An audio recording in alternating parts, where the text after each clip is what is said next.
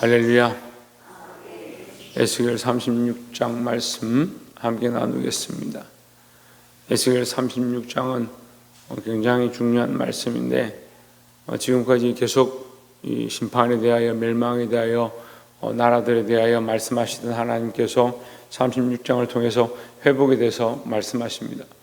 물론 계속해서 부분적으로 회복에 대한 말씀이 있었지만 특별히 36장에서는 이스라엘 회복을 시작하고 또 이제 뒤에 말씀으로 가면 뼈들이 모여지고 세워지고 생수의 강이 흘러나오는 그런 비유들을 통해서 이스라엘의 그 언약, 그들의 약속한 것들을 회복하게 하실 그 하나님의 마음을 가르쳐 주시고 있습니다. 네, 하나님은 우리에게 그 언약을 버리지 아니하고 우리와의 약속을 잊지 아니하시고 우리를 구원하시는 하나님인 줄 믿습니다. 우리가 채찍을 맞고 때로는 죄의 길로 감으로 말미암아 하나님 앞에 책망받을지라도 하나님 여전히 우리를 향한 그 사랑을 변하지 않고 있음을, 변치 않고 있음을 기억하시고 하나님 앞으로 나아가는 자들이 되기를 주의 이름으로 축원합니다. 36장 7절 말씀. 그러므로 주 여호와께서 같이 말씀하시기를 내가 맹세하였은즉 너희 사방에 있는 이방인이 자신들의 수치를 반드시 당하리라 했습니다. 이방이 수치를 당한다. 자, 이방이 수치를 당하는 이유는 뭐냐? 이스라엘을 점령하고 이스라엘을 멸망시키고 또 이스라엘의 멸망을 기뻐하고 그 성이 망하는 것들을 무너지는 것들을 좋아했다. 그래서 그들이 망하게 될 것이다. 이렇게 얘기하는데 이게 반대로 보면 이스라엘의 회복은 오히려 그들의 수치다. 이렇게 볼 수 있는 겁니다. 그러니까 우리가 믿음으로 살아가는 것이 원수를 이기는 방법이고 우리가 하나님 앞에 바로 서 있는 것이 악한 세상 가운데 이기는 방법이에요. 승리하는 방법이에요. 우리의 승리가 뭐냐? 다른 사람들이 세상에 잘 되던 사람들이 망하고 내가 잘 되면 승리냐? 그것이 아니고 우리가 믿음으로 서고 하나님과의 관계를 회복하고 하나님 앞에 똑바로 서고 나아가면 하나님 우리에게 당연히 복을 주실 것이고 우리에게 영원한 약속들을 더 확실히 줄 거니까 세상에 부러울 게 뭐가 있냐는 거죠. 왜 그런 승리관념을 가져야 되는데 자꾸 돈 많이 벌고 남들보다 잘 되면 승리한다. 그러면 잘 되는 분들 몇 분 있다 합시다. 안 되는 분들은 그런 기준으로 하면 돈 못 버는 사람들은 다 망한 거냐. 그런 기준이 아니라 우리가 하나님 앞에 믿음으로 서고 하나님과의 관계를 회복하면 자연스럽게 세상 앞에서 승리한 것이다 라는 거죠. 8절에 그러나 너희 이스라엘 산들아 너희는 가지를 내고 내 백성 이스라엘을 위하여 열매를 맺으리니 그들이 올 때가 가까이 이르렀습니다. 때가 이르렀다. 올 때가 이르렀다. 이스라엘 백성들이 회복될 때가 이르렀다라는 거죠. 회복될 때가 이르렀단 말은 반대로 하면 하나님의 약속하신 그 때가 가까웠다 이렇게 또 볼 수 있습니다. 9절에 내가 돌이켜 너희와 함께하리니 사람이 너희를 갈고 심을 것이며 자 너희와 함께하리니 너희와 함께하니까 너희가 이제는 어떻게 된다? 버림을 받지 않는다. 그래서 너희는 다시 원래의 자리로 돌아오게 될 것이다. 거기서 너희를 심을 것이다. 그래서 산도 사람을 비유하고 열매도 나무도 사람을 비유합니다. 그러니까 너희를 심었다. 심었으니까 뽑히지 않을 것이고 여기서 열매를 맺을 것이다. 이 땅에 돌아오게 될 것이다. 이것을 말씀하는 거죠. 그래서 하나님께서는 이 약속을 잊지 아니하시고 우리를 회복해 하실 줄 믿습니다. 그 이스라엘 나라에 대한 이런 회복의 약속을 주시는 하나님 그 말씀을 기억한다면 우리도 하나님의 백성으로 하나님께서 주실 영원한 나라를 바라보고 믿음으로 살아야 한다라는 겁니다. 두 번째 나눌 말씀은 19절에 그들을 그 행위대로 심판하여 각국에 흩으며 여러 나라에 해쳤더니 했습니다. 이 그들은 이스라엘을 말하는 겁니다. 다시 말하면 하나님의 백성들을 말하는 거죠. 20절에 그들이 이른바 그 여러 나라에서 내 거룩한 이름이 그들로 말미암아 더러워졌나니 곧 사람들이 그들을 가리켜 이르기를 이들은 여호와의 백성이라도 여호와의 땅에서 떠난 자라 하였음이라 했습니다. 자, 이스라엘 백성의 심판을 받는 것, 이스라엘 백성이 버림을 받는 것은 결국은 하나님의 이름이 더럽혀졌다 이렇게 얘기하는 거예요. 우리가 믿음으로 살지 않으면 하나님의 영광이 가려지는 거죠. 그래서 우리는 하나님의 영광을 나타내면 하나님의 이름을 드러내는 자들이 되어 예수 그리스도의 이름을 자랑하는 자들이 되어 하나님의 덕을 선전하는 자들이 되어야 합니다. 그래서 너희의 망함으로 끝나는 것이 아니고 너희가 하나님의 백성들이고 하나님의 자녀들인데 너희가 망하면 하나님의 이름이 떨어진다. 그래서 하나님께서는 궁극적으로 하나님의 이름의 영광이 떨어지고 더럽혀지고 사람들이 뭐 이름을 더럽힌다 해서 더럽혀지는 것이 아니니까 하나님의 이름은 여전히 있다. 그럼 뭐가 회복되어야 되냐? 우리가 회복되면 하나님의 이름이 더욱 영광을 받으실 것이다 라는 거죠. 21절에 그러나 이스라엘 족속이 들어간 그 여러 나라에 더럽힌 내 거룩한 이름을 내가 아꼈노라. 22절에 그러므로 너는 이스라엘 족속에게 이르기를 주 여호와께서 이같이 말씀하시기를 이스라엘 족속아 내가 이렇게 행함은 너희를 위함이 아니요 너희가 들어간 그 여러 나라에서 더럽힌 나의 거룩한 이름을 위함이라 했습니다. 그리고 인간들은 섭섭한 이런 감정들이 많아가지고 내가 너희를 위한다 이렇게 하면 듣기 좋아하는데 너희를 위함이 아니고 내 이름을 위함이다 이렇게 하면 섭섭하게 우리를 위하지 않는구나 이렇게 생각하는 그런 뜻이 아니라 궁극적인 목적은 하나님의 이름은 변치 아니하고 하나님의 이름은 땅에 떨어지지 않는다. 그러니까 이 약속은 변하지 않는다라는 거죠. 너희를 구원하고 너희를 회복하고 너희를 하나님의 백성으로 이끄는 것 이것은 변하지 않는다. 왜? 내 이름이 변하지 않으니까. 그런 뜻으로 얘기하는 거죠. 만약에 하나님의 그 기준이 우리에게 있으면 우리는 자꾸 바뀌잖아요.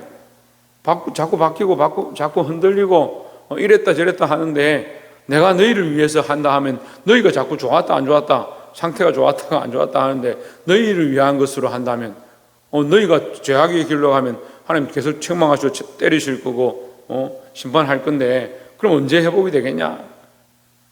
그래서 나는 나의 이름은 변치 않냐고 나의 마음은 변치 않냐고 나의 약속은 영원하다. 하나님 변치 않으니까 너희가 이렇게 되든 저렇게 되든 변하든다 하더라도 나는 여전히 이 약속을 이루어 갈 것이다 이런 뜻이죠. 그래서 우리의 하나님께서 하나님의 이름이 거룩하고 그 이름 변하지 않는다는 겁니다. 그래서 요한계시록을 시작할 때요 제일 처음 말하는 게 뭐예요? 나는 알파와 오메가다. 하나님은 알파와 오메가가 되셔서 영원 전부터 영원 후까지 뭐하지 변하지 않는다. 어제나 오늘이나 영원토록 동일하시다는 거죠. 그러니까 그 하나님의 거룩한 이름을 여러분 붙잡으시기 바랍니다. 인간들의 이 우상화가 뭐냐? 자기 이름을 붙잡고 자기를 신뢰하고 자기의 어떠함을 믿는 거예요. 우리가 붙잡고 변치 아니하실 하나님의 이름, 그 믿음을 신뢰하고 그걸 의지해야 되는데 자기를 자꾸 의지하다 보니까 하나님 믿습니다 하지만 뭐요? 한쪽 팔만 잡은 거예요. 손가락 끝만 갖다 댄 거예요. 누구 말처럼 발만 교회 안에 들여놔. 몸 전체는 다 세상에 있는데 발가락 끝에만 교회 땅에 밟고도 있다. 우리가 전적으로 의지해야 될 하나님 이름, 예수 그리스도의 이름을 의지해야 되죠. 그런데도 예수 믿는다고 하면서 자꾸 자기를 의지하면 자기를. 여러분 하나님의 거룩한 그 이름이 그 약속이 변치 않는 줄 믿으시길 바랍니다. 그래서 세 번째는 이 회복에 대해 약속에 대해서 얘기하는 거예요. 25절에 많은 물을 너에게 뿌려서 너희를 정결하게 하되 곧 너희 모든 더러운 것에서와 모든 우상 숭배에서 너희를 정결하게 할 것이며 했습니다. 이것을 여호와 열심이다. 거룩한 이름이다.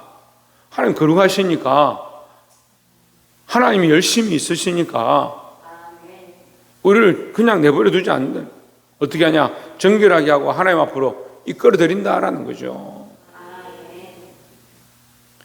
26절에 또 내 새 영을 너희 속에 두고 새 마음을 너희에게 주되 너희 육신에서 굳은 마음을 제거하고 부드러운 마음을 줄 것이며 했습니다.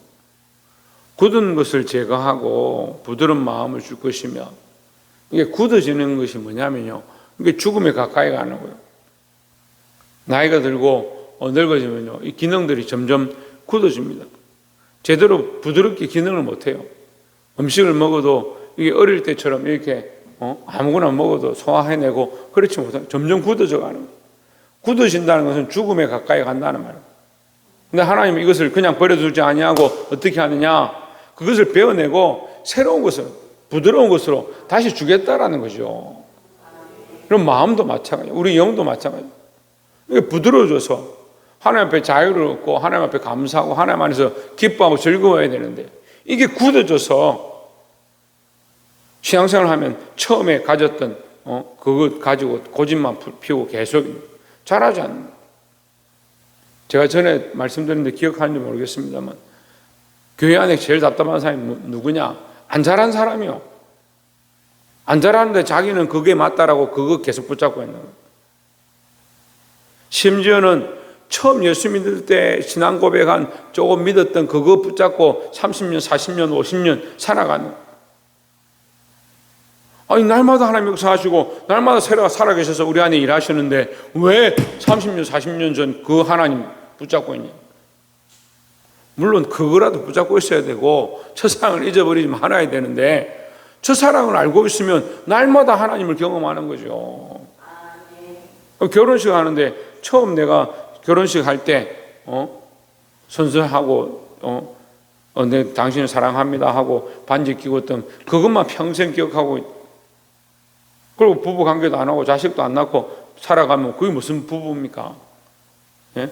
반지를 끼고 결혼했으니까 평생 동안 사랑한다 하고 평생 동안 같이 있고 동행하고 동거하는, 동거동거하는 그게 부부 생활이고 그게 가정이고 자식을 낳고 서로 사랑하며 살아가는 거죠. 결혼식 할 때 사랑 고백 한 번 하고 죽을 때까지 안 한다. 그래, 나는 그때 프로포즈 한 거 그것만 30년 40년 기억하고 산다. 그거 얼마나 우스운 일이요. 하나님을 안다는 백성들이, 하나님의 자녀들이 어떻게 그 굳은 마음을 가지고 변하지 않고 자라지 않으면 얼마나 답답한 일이라는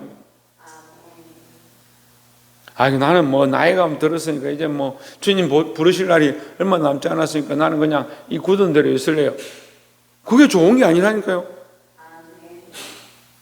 늙어져도 제가 가끔씩 이 노인분들, 노인 목회자들이나 노인분들 만나보면 어떤 분들은 나이가 들었는데 더 하나님 앞에 순결하고 더 순하고 연한 뿌리처럼 더 부드러운 사람들이 있어요. 내가 하나님 앞에 더 가까이 가, 나이가 드니까 더 하나님과의 관계가 더 깊어집니다. 더 자라갑니다. 주님 오실 때가 가까이 오는 것 같습니다. 그런 사람들 얼마든지 있어요. 여러분 자라가십시오. 부드러워지고 연화해져야 된다는 거예요.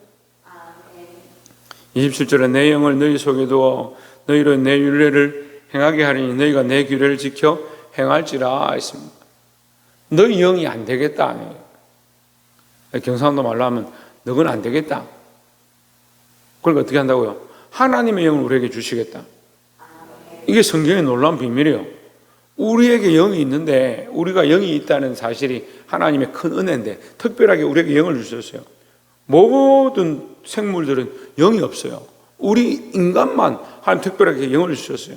그런데 믿는 자에게 뭘 주시냐? 새 영을 주는데 그 영이 뭐냐? 성령이에요. 성령.